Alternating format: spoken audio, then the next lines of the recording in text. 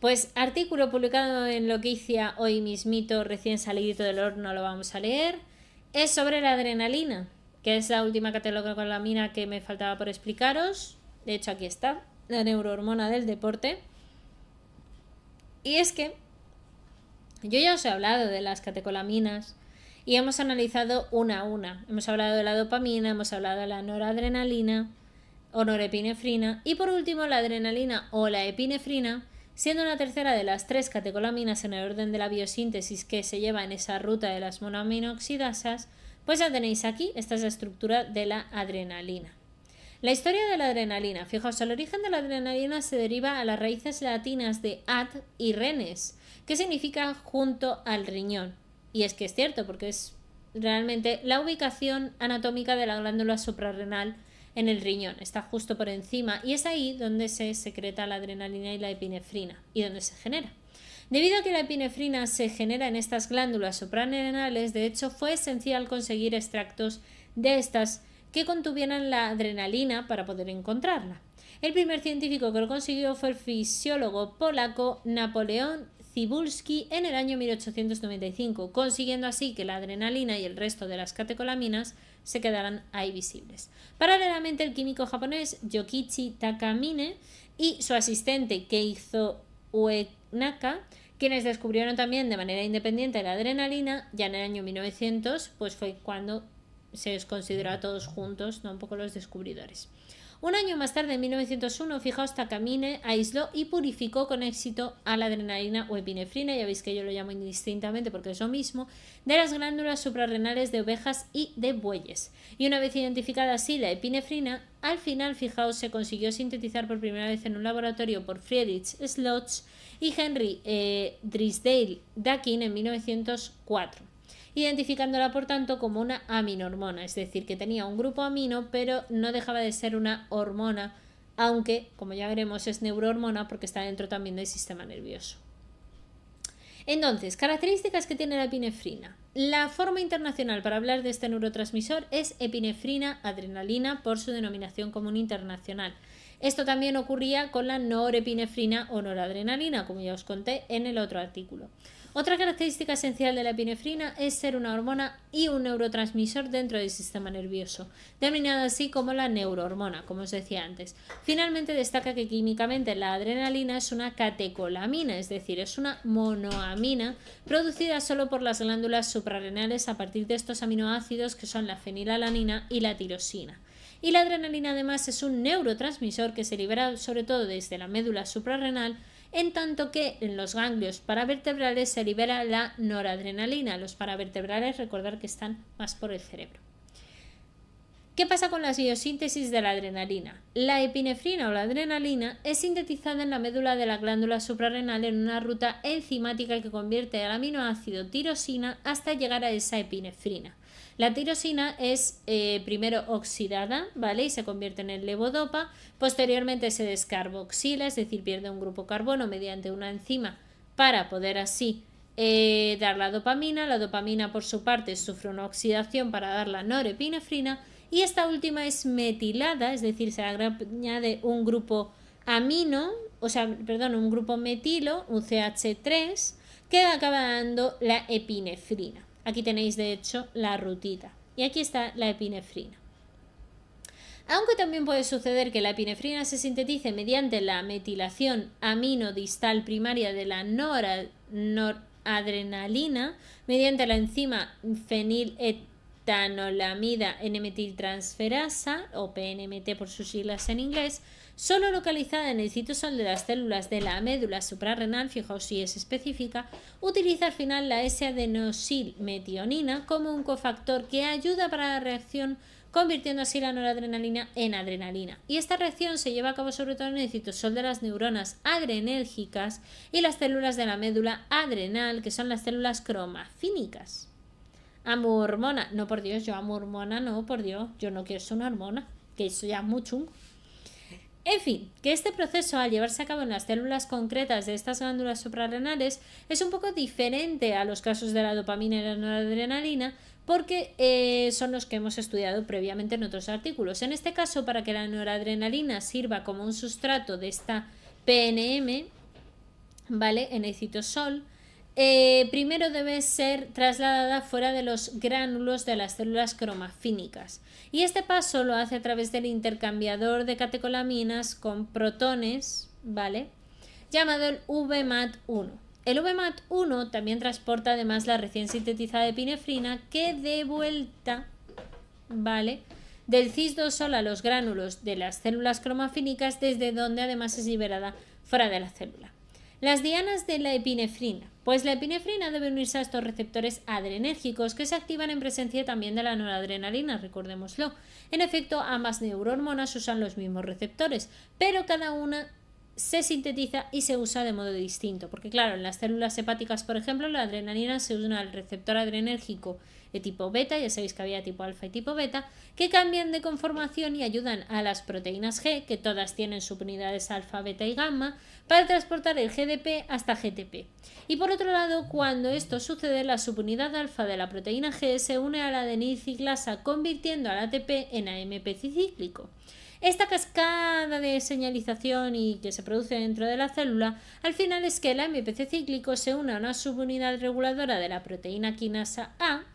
Esta proteína quinasa A lo que hace es que se fosforila en una fosforilasa quinasa y al final todo eso produce la cascada de las famosas fosforilaciones, que conllevan una inhibición de la liberación del neurotransmisor cuando aumenta el calcio, contracción del músculo liso, contracción del músculo liso, también dependiendo de si lo lleva a cabo o no, o incluso, fijaos, la contracción del músculo del corazón, relajación del músculo liso y la glucogenólisis cuando está activando solamente el tipo beta, que es del que hablábamos antes. Por tanto, y mientras tanto, las subunidades de las proteínas G, beta y gamma, que también existen, se unen a los canales de calcio para, precisamente con el calcio del citosol, estos iones de calcio se van a unir a unas proteínas que son las calmodulininas, que son las que regulan en las células eucariotas, entre otras, por supuesto, que luego se unan a una fosforilasa, que es una enzima, y que terminen de hacer toda esa activación para que así la glucógeno-fosforilasa, que es otra enzima aparte, lleve el glucógeno y lo convierta hasta la glucosa 6-fosfato para poder entrar en el ciclo de Krebs y extraer toda la energía posible. La neurohormona que tenemos, por tanto, que controlar, pues a ver, la gran pregunta que os estaréis haciendo probablemente en este momento es, vale, está todo correcto, pero ¿cuándo producimos entonces la epinefrina? ¿Y para qué sirve esto? Pues el cuerpo humano es muy extraño, pero los principales desencadenantes que dan esta respuesta en nuestro cuerpo son la liberación de la epinefrina, entre otras cosas, se produce con las tensiones, es decir, tal como lo oyes, las tensiones, cosas que nos provoquen una amenaza física, emocional o emociones también intensas, ruidos que nos asusten o nos sorprendan, luces brillantes o la alta temperatura ambiental. Todos estos factores son gestionados desde el sistema nervioso central. Es el centro integrador, de hecho, más importante dentro de todo ese sistema central, el tálamo.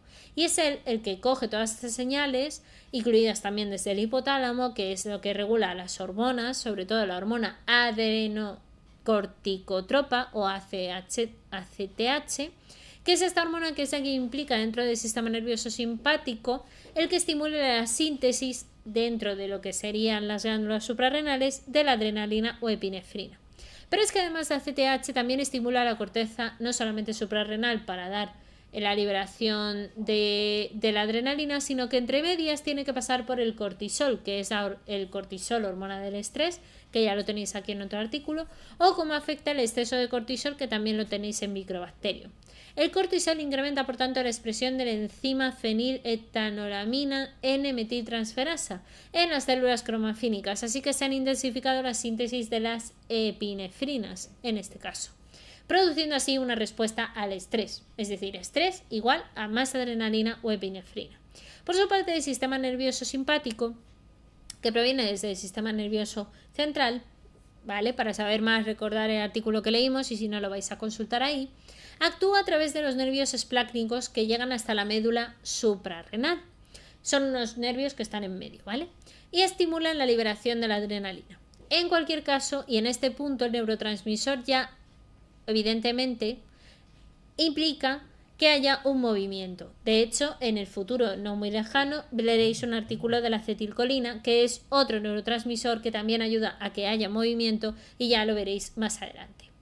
Este neurotransmisor, que es acetilcolina y que se libera en las fibras simpáticas preganglionares, utiliza unos receptores que son los nicotínicos. ¿Y por qué la adrenalina es tan importante con esto? Porque la adrenalina ayuda a que se dé toda la parte de despolarización de las neuronas para dar ese mensaje, se interconecta con las de la acetilcolina para que éstas den a su vez otro mensaje. El calcio provoca también la exocitosis o la liberación de estos gránulos de las células, liberando no solamente la adrenalina hasta el torrente sanguíneo para que active todo el sistema, sino a la propia acetilcolina, que luego nos ayuda a hacer las funciones que ya veremos. En cuanto a la adrenalina, como la noradrenalina, ejerce una retroalimentación negativa. ¿Os acordáis de esto? Es que para regular a la baja su propia síntesis, lo que hace es intentar producir cada vez. Cuanto menos hay, menos se produce. Entonces, ¿qué ocurre? Que cuando hay un descontrol, la adrenalina se eleva y podríamos tener diversos problemas de salud si la adrenalina está mucho tiempo arriba. Las catecolaminas dentro de las monoaminasas, esto creo que ya os lo conté en su momento, pero lo he recordado aquí, tienen las enzimas monoaminooxidasas y las catecol o metiltransferasas, que son realmente enzimas que lo que hacen es eliminar los excesos de este neurotransmisor para poder eliminarlo y que no haya problemas de salud. Síntesis en el laboratorio. La síntesis en el laboratorio, debido a su amplio uso, la epinefrina en la medicina puede ser muy interesante. De hecho, una síntesis básica sería el catecol con un cloruro cloroacetilo, que son las moléculas que veis aquí, que por cierto las ha hecho Ángel, muy buenas le han quedado estas imágenes, y añadiendo por adición la metilamina, se reduce el grupo carbonilo que se obtiene como un producto deseado. Así la mezcla racémica se podría separar usando un ácido tartárico, es decir, se acaba haciendo una versión bastante fácil dentro de lo sintético. ¿Funciones que tiene al final la epinefrina? Pues principalmente su principal función de la epinefrina es participar en la reacción de lucha o huida del sistema nervioso. Y es que hoy sabemos que la hormona responsable de esta reacción realmente es la osteocalcina, sintetizada desde los huesos. Pero lo cierto es que la vía de lucha o huida también empieza realmente con las hormonas liberadas por las glándulas suprarrenales, entre ellas el cortisol, la adrenalina y la noradrenalina.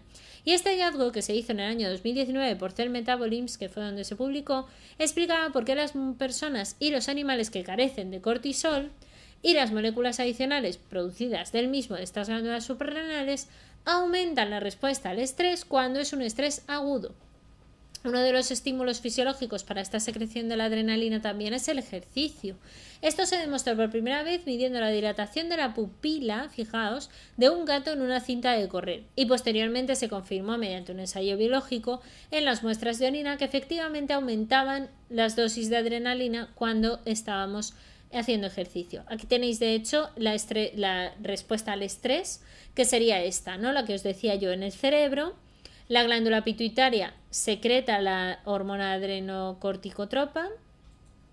De aquí aparece hasta las glándulas suprarrenales que liberan el cortisol y la adrenalina. Y juntas estas dos hormonas dan esa respuesta de incrementar la sudoración, incrementar la presión sanguínea, el uso de la glucosa sacando glucógeno desde el hígado, la digestión que se puede ralentizar o se puede incluso parar, el hacer una visión de túnel, que tengamos más agudeza visual para la lucha, huida y salir corriendo.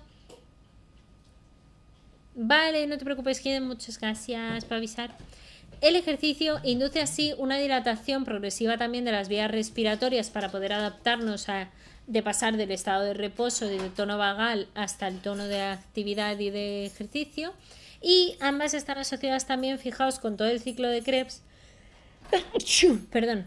Y la cadena respiratoria, que esto os lo expliqué y lo tenéis en los vídeos de bioquímica del canal de YouTube por si os lo queréis ver lenta y pausadamente.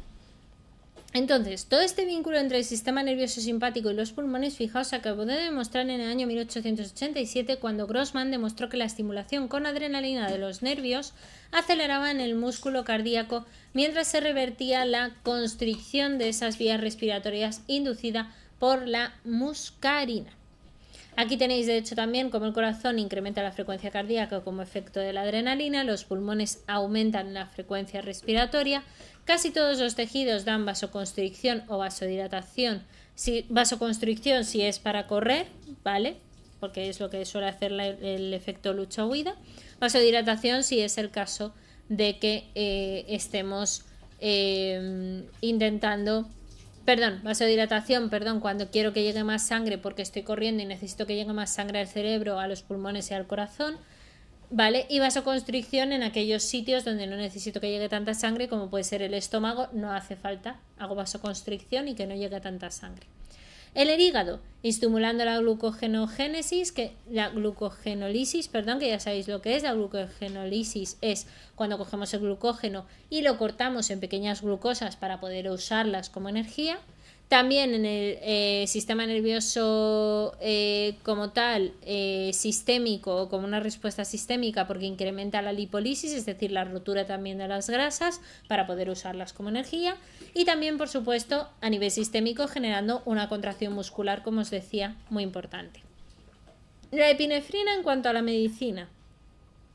La epinefrina es una herramienta muy usada en medicina y el medicamento de hecho se ha usado para muchos tipos de afecciones, tales como el paro cardiorrespiratorio, la anafilaxia, el sangrado superficial, los broncoespasmos, la hipoglucemia con niveles muy bajos de azúcar en sangre se puede utilizar, también porque actualmente presentan otros fármacos más selectivos, tales como el salbutamol o la dextrosa respectivamente, pero en su momento se usaba la adrenalina. Y no es tan loco, porque fijaos, por ejemplo, en la hipoglucemia, los niveles bajos de azúcar, si tú introduces adrenalina en el cuerpo, la adrenalina automáticamente va a hacer que se gaste, lo que os acabo de decir, las grasas y las reservas de glucosa, entonces se aumentan los niveles de glucosa y se evita la hipoglucemia. Veamos cómo ayuda entonces la adrenalina o epinefrina y cómo la llaman los médicos en los procesos clínicos destacados anteriormente. La epinefrina se usa como medicamento para tratar el paro cardíaco u otras arritmias cardíacas en algunos casos que impliquen ese gasto cardíaco disminuido o ausente, pero tiene que ser en momentos muy heavy, porque al final la adrenalina ayuda a incrementar la resistencia periférica mediante esa vasoconstricción de los vasos y el incremento del gasto cardíaco, es decir, que bombee más. La adrenalina es el fármaco de elección para tratar la anafilaxia, ¿vale? También como tratamiento para la septicemia. La razón es porque permite la apertura de los vasos sanguíneos, ¿vale? En la vasodilatación, favoreciendo la entrada de oxígeno y nutrientes a las células. La adrenalina o epinefrina también está disponible en sistemas de autoadministración, ¿vale? Te lo puedes autoinyectar. Y las personas que tienen riesgo de anafilaxia, pues es importante que lo tengan. Aquí tenéis algunos datos que encontré, que en algunos formatos parece ser que está contenido la adrenalina así en un cachito chiquitín, en un tubito, y por 0,15 miligramos, ¿vale? Más o menos, destinado para niños por cada 35 kilos y 0,3 miligramos para niños de más de 35 kilos o en el caso de adultos. Y por supuesto la epinefrina se debe conservar adecuadamente, ¿vale? Para estos autoinyectores si los tienes que tener en casa. La comprobación visual diariamente es súper importante y reemplazarla además cada 18 meses, ¿vale? Para que no caduque y evidentemente no vaya a perder el principio activo. Los receptores de la adrenalina, fijaos, y sus diversas expresiones dependen del paciente y de la administración de la adrenalina, pudiendo elevar o reducir la presión sanguínea dependiendo del caso, controlando, como os digo, el gasto cardíaco y la frecuencia cardíaca a su vez. Aquí tenéis de hecho los autoinyectores, muy parecidos de hecho a las plumas de la insulina que uso yo, un poco parecidos, pero claro, la aguja es un poco más tocha. La epinefrina, por su parte racémica, ha sido históricamente un tratamiento también para la laringitis, curiosamente, porque estimula los receptores adrenérgicos alfa en las vías respiratorias, dando la vasoconstricción de la mucosa, ¿vale? Esa disminución de los edemas que puede ayudar a que se cure. Y luego también la epinefrina se utiliza con una serie de anestésicos, también locales inyectables, como puede ser la bupivacaína y la lidocaína, por ejemplo, porque algunos de los efectos adversos de la epinefrina pues pueden ser la aprensión, la taquicardia y los temblores, ¿vale? Pero sí que permite en principio potenciar ese efecto anestésico, por eso se usaba, pero es muy raro y es muy poco común. Efectos adversos, de hecho, que tiene, por ejemplo, como medicamento la adrenalina, pues claro, obviamente, palpitaciones, taquicardias, arritmias cárdicas, ansiedad, dolor de cabeza, temblores, hipertensión y edema pulmonar agudo, porque lo que estamos diciéndole al cuerpo es, huye, está estresado, está maniático, perdido. Y eso no es bueno. Entonces, En estos casos lo que se utiliza normalmente son los beta bloqueadores, es decir, bloqueamos al receptor para que así nos estimule y no dé estas respuestas.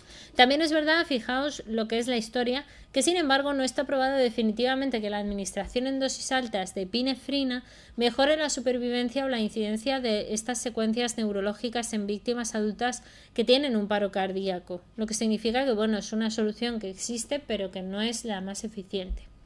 Y en última instancia, la adrenalina, la última de las catecolaminas, ya os la acabo de contar, siendo la última, aunque por supuesto podéis ver las otras anteriores, especialmente esta destaca porque tiene muchas aplicaciones médicas, yo creo que eso es importante, el organismo además realiza muchas funciones asociadas al ejercicio a través de ella también, por supuesto. Y destacaros que escribiré más blogs sobre la acetilcolina, otro neurotransmisor y otros muchos que vendrán. Y si no os habéis leído aún nada de las catecolaminas, la dopamina y la noradrenalina, este es el momento, ¿vale? Porque ahí tenéis los enlaces para descubrir todo este nuevo mundo que Loquicia me permitió compartir con vosotros. Que sí que es verdad que ya además mi primer artículo fue el de las catecolaminas, así que ahí está. Y con esto y con un bizcocho yo ya no tengo nada más que contaros. Aquí estoy yo. Por si me queréis buscar en LinkedIn, me quiere alguien contratar, pues que me contrate.